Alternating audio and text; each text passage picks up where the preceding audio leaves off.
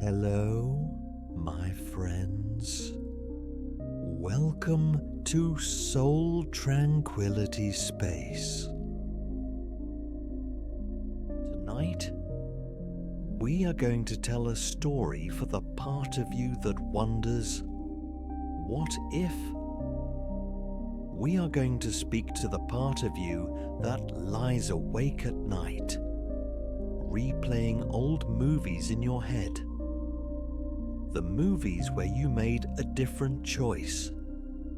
The movies where you took that other job. The movies where you married someone else, or moved to a different city, or invested in a different time. There is a quiet longing that visits us in the stillness of the night. It is not a frightening feeling, but it is a heavy one. It is the feeling of looking at a map and wondering about the roads we did not travel. These untraveled roads always look so smooth from a distance. They look sunlit. They look paved with gold. And because we never walked them, we never felt the stones under our feet. We never saw the rain clouds on that horizon. We compare our real, human, imperfect life to a fantasy that is flawless simply because it never happened. Tonight, we are going to be very gentle with that longing. We are not here to fight it. We are here to understand it. We are going to walk together to a place where all those roads are kept safe. A place where you can finally lay down the burden of wondering. So, invite your body to soften. Imagine that the rain outside is a lullaby, singing specifically for you. With every drop that falls, a tiny knot of tension in your shoulders unravels. Let your jaw unhinge slightly. Let your hands rest open, palms facing up, holding nothing. You have been holding on to the past for so long. Tonight, your hands are empty, and empty hands are ready to receive peace. Visualize that you are wearing a heavy coat. This coat is woven from your questions.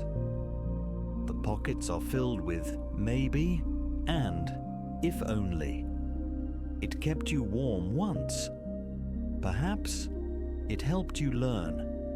But now, it is just heavy. Imagine yourself standing in a warm, dimly lit hallway. You slowly unbutton the coat. One button, letting go of the year 2010. Two buttons, letting go of the doubt. Three buttons, letting go of the comparison. You slide the coat off your shoulders. It falls to the floor with a soft whomp. You step away from it. You feel lighter. You feel taller. You are ready to enter the sanctuary. This is the Library of Possibilities. It is the most comforting place you have ever seen. The ceilings are high, lost in a warm, golden gloom. The walls are lined with shelves that stretch on forever, and on these shelves rest the stories of your life. Not just the story you're living now, but all the stories you could have lived. The air here is thick with silence, but it is not a lonely silence. It is the silence of a library, a silence that is full of wisdom. In the center of the room, a fire burns in a large stone hearth. There is a plush, velvet armchair waiting just for you. Standing by the desk is the librarian. They have a face that feels familiar, like a kind teacher you once loved, or a grandparent who always understood you. They smile warmly. "Welcome," they say. "We have been keeping these safe for you." You walk toward the fire and sit in the velvet chair. It embraces you. The librarian pours you a cup of tea. It smells of chamomile and honey. As you sip the tea, the librarian speaks. "You are tired," they say gently, "because you are trying to live 10 lives at once. You are living your real life during the day, but in your mind, you are trying to live the other 9 lives at night. You wonder if the grass is greener in those other stories." The librarian points to the endless shelves. "My dear friends, life is like a garden. You can plant roses, or you can plant lilies. But you cannot plant every flower in the world in the same patch of soil. If you chose roses, do not weep because you don't have lilies. Cherish the roses, water them, let them bloom. The regret you feel, it is just your soul's way of saying it has a vast capacity for life.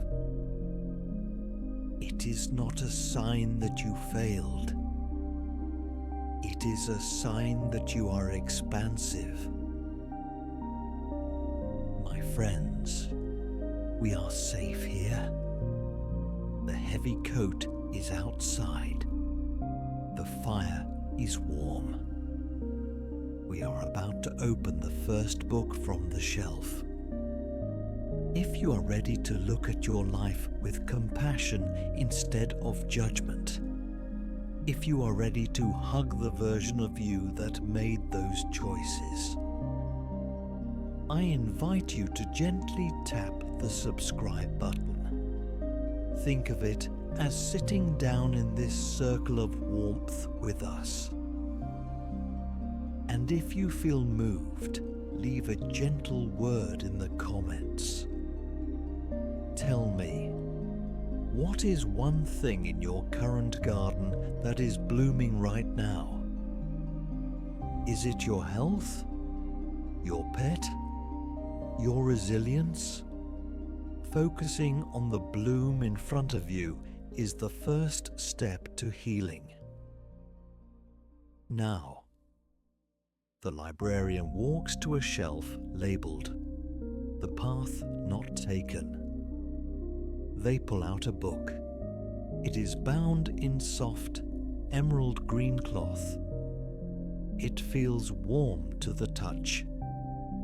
"This," the librarian whispers, "is the book of the career you didn't choose, the success you think you missed. Read it. But remember, every book has chapters of joy, and every book has chapters of rain. There is no perfect book. You take the book. You open the cover. The pages smell like memories. Let us see what is truly written inside." You hold the emerald book in your hands. This is the story of the big yes. This is the life where you took that job, where you moved to the metropolis, where you invested at the perfect time. This is the life your ego dreams about when you feel small. As you look at the pages, the text disappears. The pages turn into a window. You are no longer just reading. You are witnessing. You see a version of yourself walking down a busy street.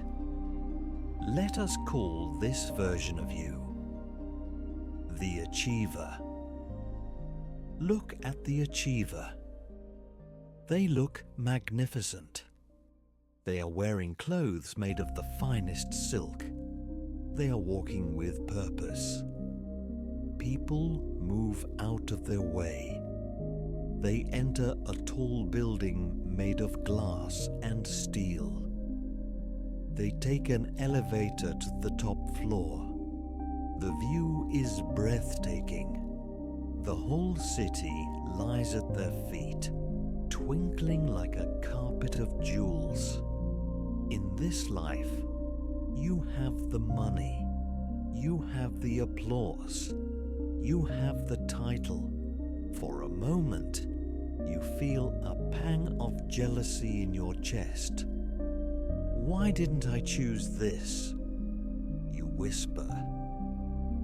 I could have been a king. I could have been a queen. But the librarian touches your shoulder gently. Look closer, they whisper. Do not just look at the view. Look at the eyes. You lean in. You look at the Achiever's face in the reflection of the office window. And then you see it. The shadows under the eyes are deep and dark. There is a tightness in the jaw that never relaxes. You watch the scene unfold. It is 8 p.m. The Achiever is still at the office. They are staring at a screen. Their head is in their hands. A phone rings. They flinch. You see them open a calendar. It is full. Every minute is accounted for. There is no space for a slow breakfast. There is no space for a walk in the rain. There is no space for doing nothing. You see a scene from their home life. They are at a dinner party. The food is expensive. The guests are famous. But the Achiever is checking their watch. They are distracted. They are worried about a deal. They are worried about losing what they have built.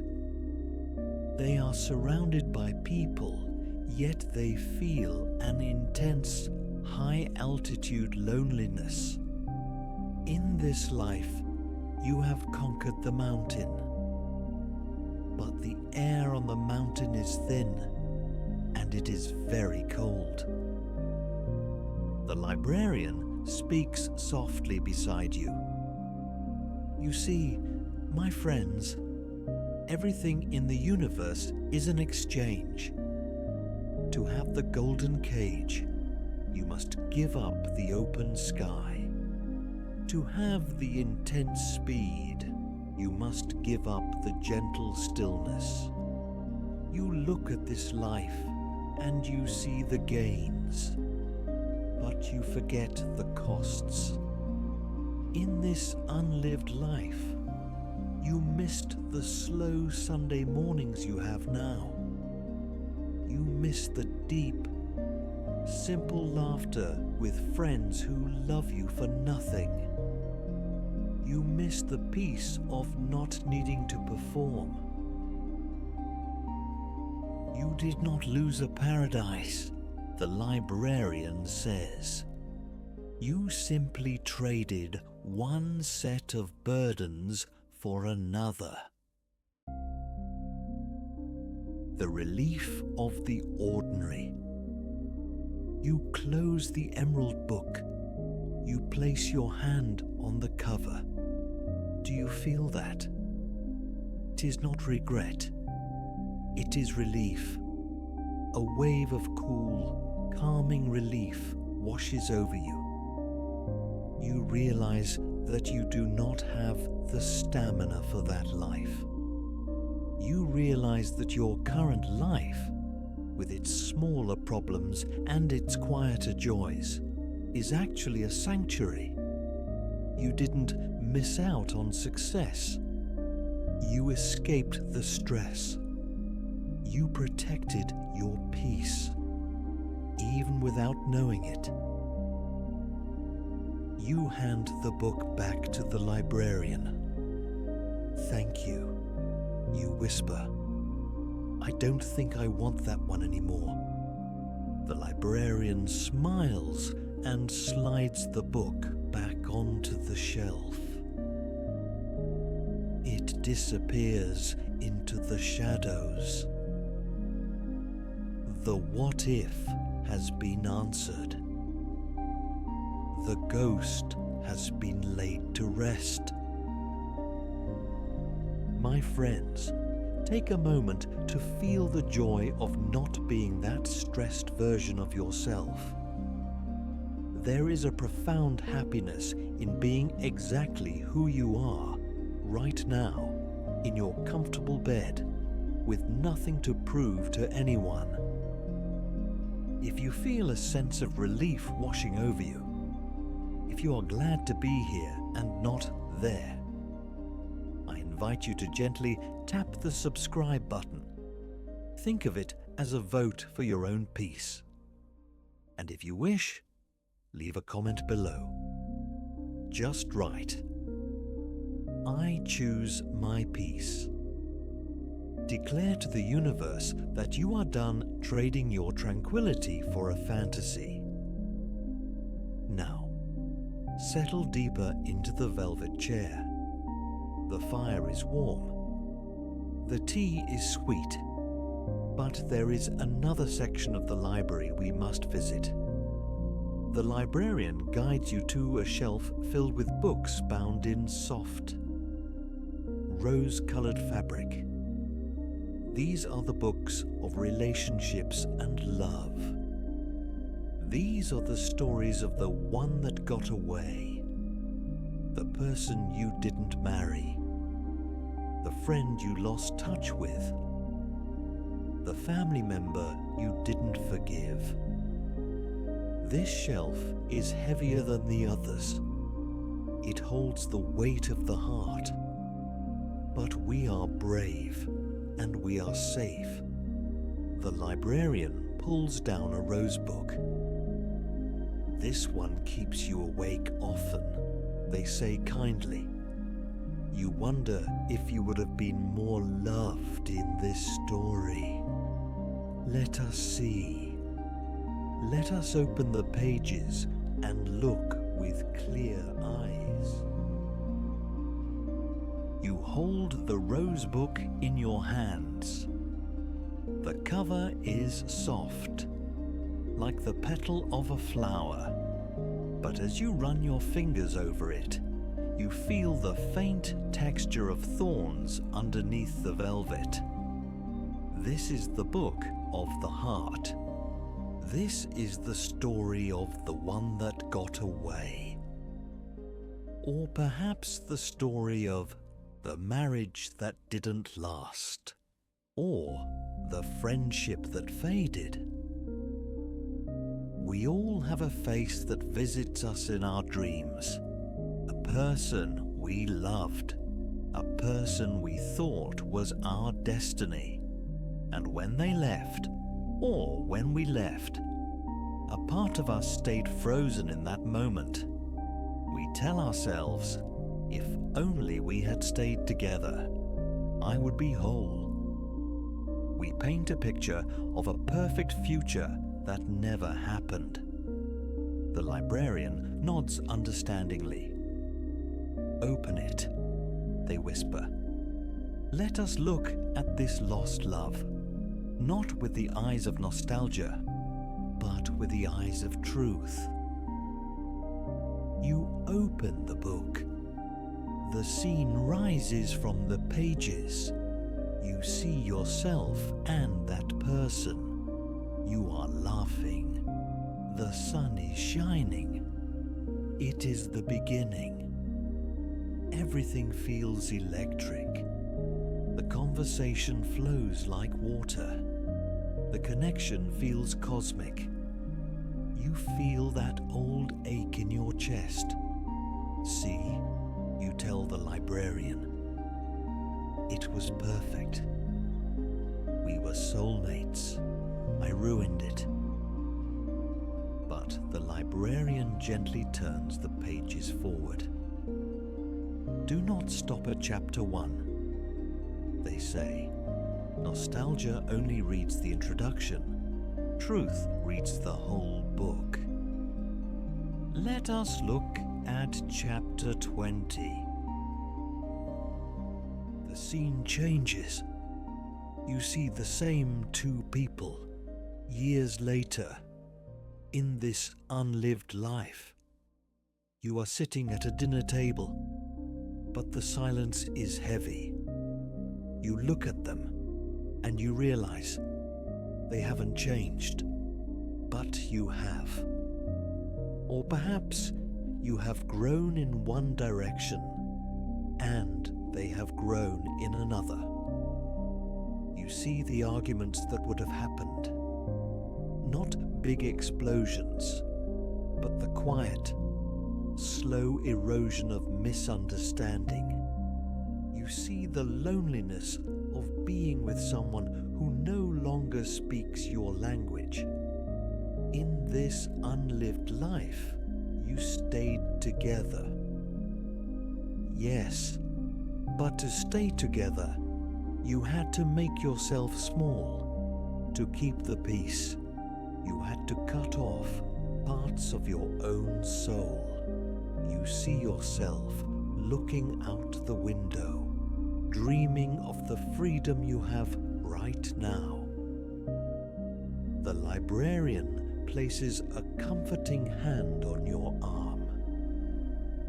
My friends, listen closely. People are like seasons.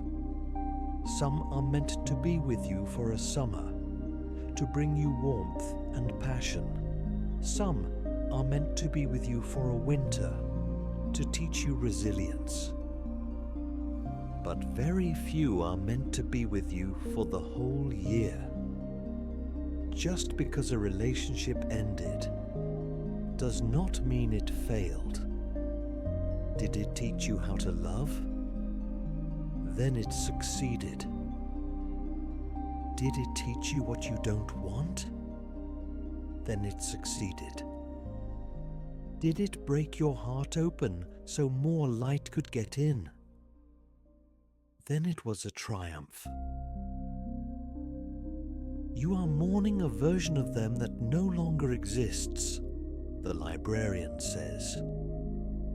And you are trying to fit your current self, your wise, expanded self, into a relationship that was built for your younger, smaller self. It would not fit. It would pinch. It would hurt. You look at the image of that person one last time. You see them not as a villain and not as a god. You see them simply as a human being, a teacher on your path. You feel a wave of gratitude rising in your chest.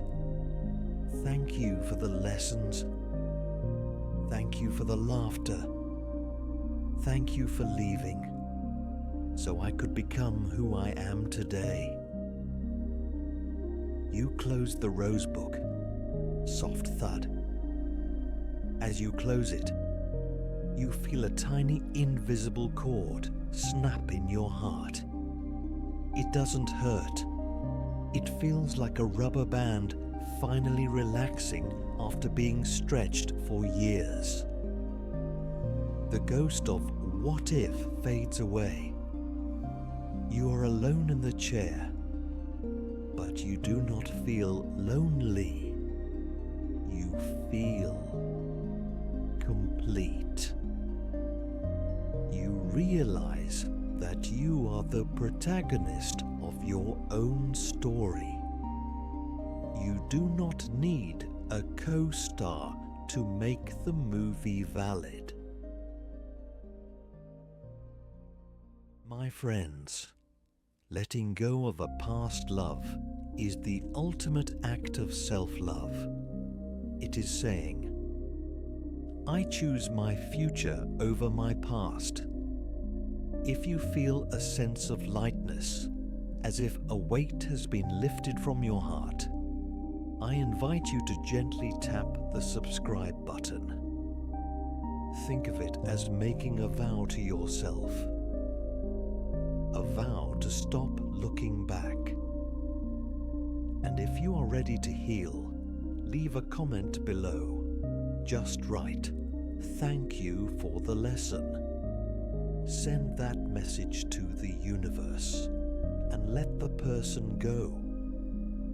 Now, we have one final book to visit. The librarian smiles. Their eyes twinkle with excitement. You have seen the career you didn't have. You have seen the love you didn't keep. Now, they say, it is time to look at the most important book in the entire library. It is the only book that is still being written. It is the only book where the ink is still wet. The librarian walks to a small pedestal in the center of the room. On it lies a book that glows with a soft, white light. It is not bound in velvet or leather. It is simple. It is sturdy. And it has your name on it. This is the Book of Here and Now. You stand before the pedestal. The librarian looks at you with a smile that lights up the room. This, they say, is the only book that matters. The Emerald Book of Success is finished. It is static. The Rose Book of the Past is finished. It is a memory. But this book, the Book of Here and Now, is alive. You look at the pages. To your surprise, the pages are not full of text.